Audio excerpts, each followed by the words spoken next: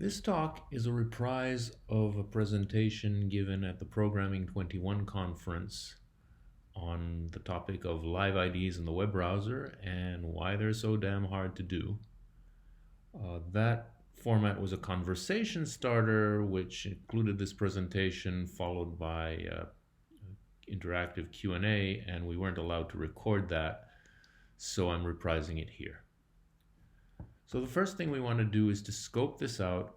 What I won't be talking about is just as important. Live IDs, for example, for statically typed languages are an open question. There's deep philosophical problems with doing that, and that's a rat hole I won't be pursuing today. What I will be talking about is relevant pretty much for all dynamically typed languages, but not all of them have a tradition of live IDs at all, and certainly not in the browser.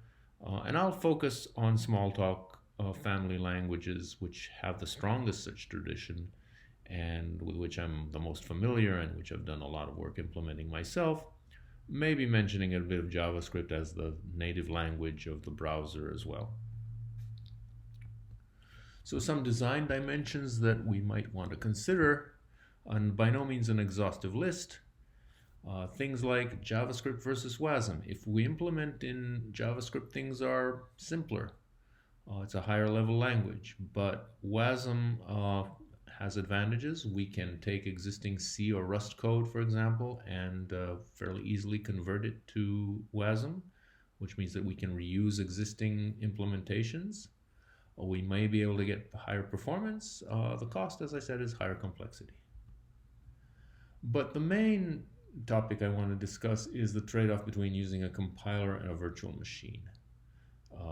With Newspeak, we've done both, and we found that compiling to JavaScript is just really painful because you really can't get the exactly right semantics.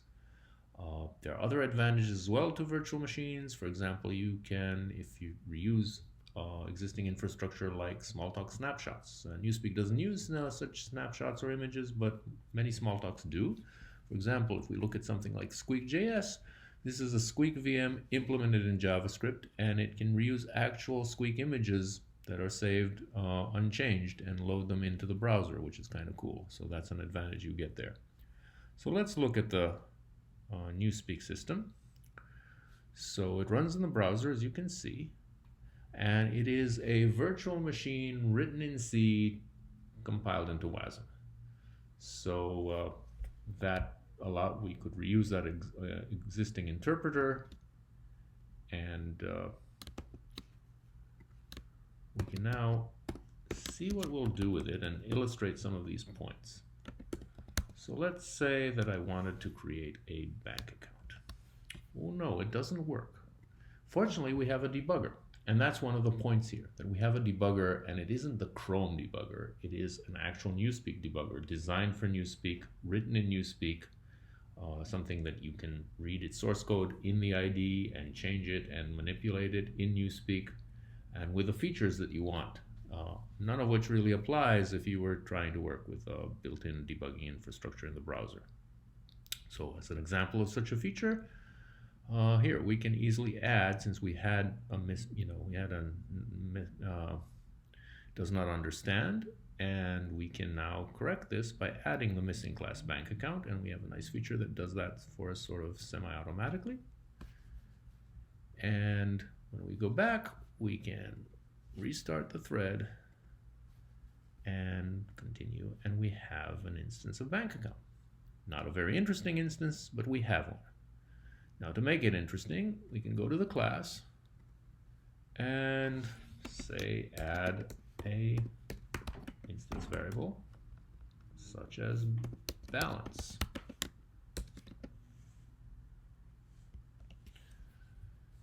And lo and behold, our object, the instance we were looking on before in this inspector, now has a balance field. It's nil. We didn't tell it to do anything else so let's try and change that. But before we do that, I want to actually mention what happened here, because we changed the definition of the class and added a field to it and automatically got all instances in the heap to have this new field already, right? This is what Smalltalk environments have been doing for 45 years, but it's really hard to do in other environments because you can't even find the instances that have to be reshaped automatically, and how you reshape them, how you allocate that memory, how you correct the references, all that stuff. There's no support for that. It's extremely tiresome and difficult to work around, and if you're doing this without your own virtual machine. So let's say that we actually want to make this balance something reasonable, say 0. Now let's go back to our workspaces, and we can evaluate this again. And this instance has a balance of 0. What about our original instance? It still has a balance of 0. And that's to be expected, because just the fact that we changed this this initialization code, it doesn't mean that we actually want all the instances in the heap to be reinitialized. They may have gotten to some particular state for whatever reason, and we probably want to preserve that. It's not necessarily throw them back to the beginning of how they should have been created. And so what do we do about that? Well, we should be able to do something like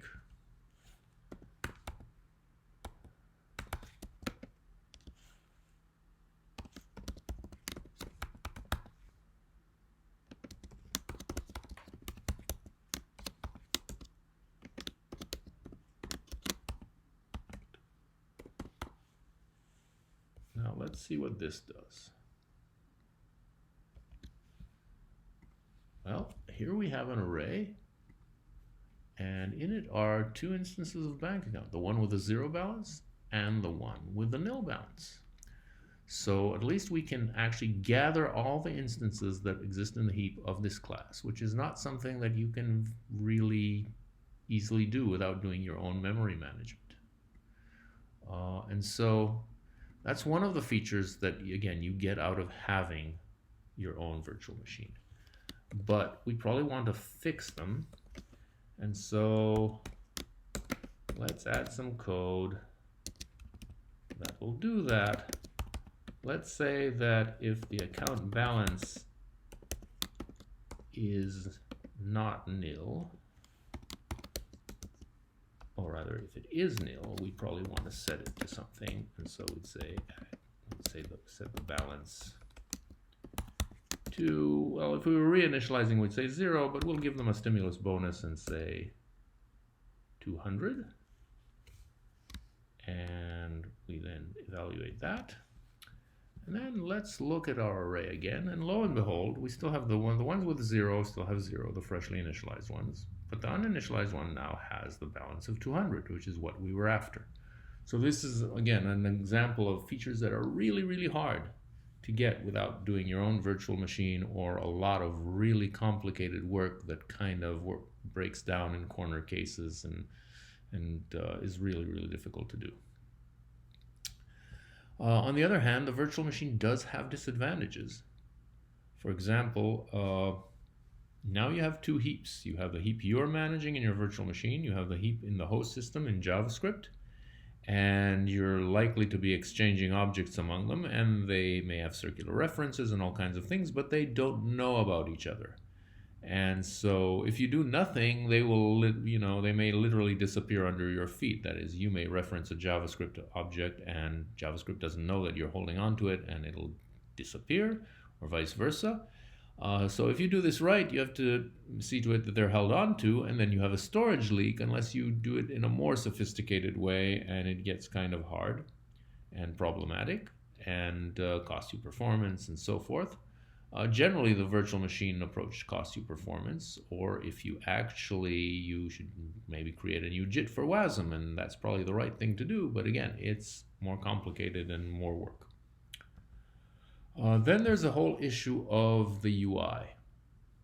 So again, it's a native versus simulated issue.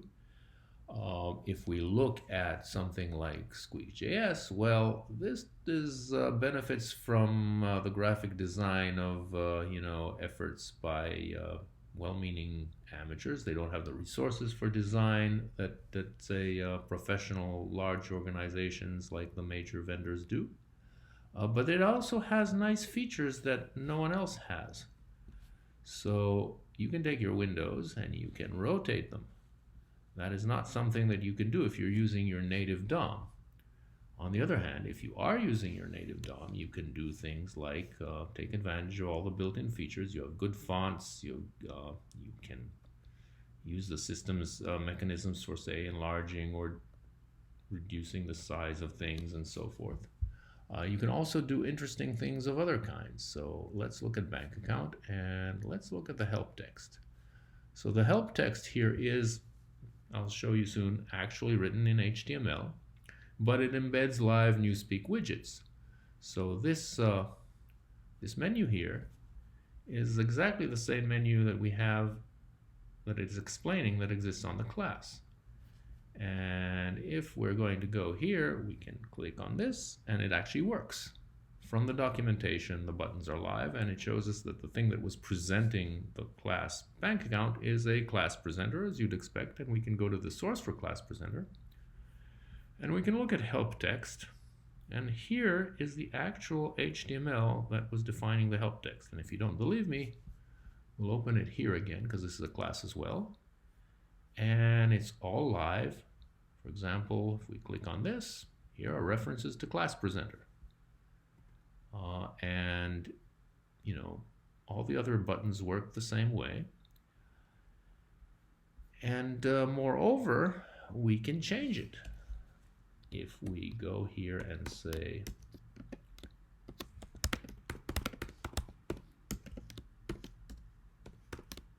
and we accept that change, and here's our help again with this new thing, and if we go back to bank account, its help has changed live as well. And all of this was conveniently defined for us using HTML, which the browser can process, and we can use it as a markup language built into our system. So that's another advantage of using the DOM directly. On the other hand, for example, that problem of storage leaks that I talked about before, this makes it way worse because now we have lots and lots of objects crossing between the Newspeak UI and the DOM, and if we don't do anything about it, we get a monumental storage leak, which is a problem right now in the system. Lastly, there's this distinction between local remote. There's the approach that says that the web IDE is just a facade for a server somewhere, and that's easy to do in a way. It's just a matter of building up UI. But of course, it defeats the whole purpose of having an IDE in the web browser so that we can actually test and develop the code and interact with it in the environment where it'll actually run, as opposed to on some server somewhere. And so I don't really think that's as interesting. You know, we still have some of the same problems of how we implement it, perhaps, but they're different. We can use our native implementations to some extent, but as I said, it's kind of not what our focus is, because it's really defeats the purpose. The whole advantage of having a web IDE is that we can develop functions and applications for the web in the environment where they're going to run and immediately test them and interact with them live. And so that's the essence of the presentation. I hope you found it interesting, and the Newspeak web environment will continue to evolve, and hopefully there'll be more to say about it soon. Thank you.